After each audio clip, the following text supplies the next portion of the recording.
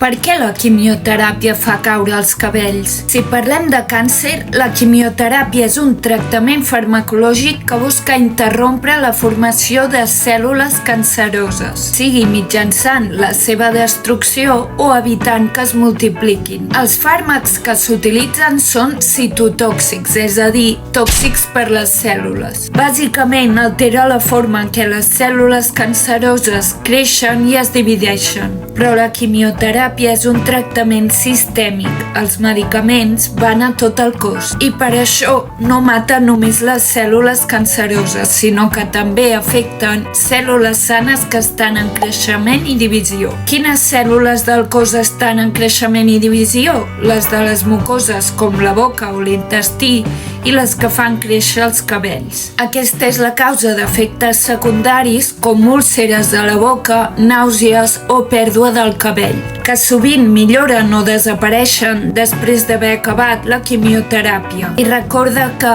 en cas de dubte, el millor sempre serà contactar amb la professional que porta el teu cas.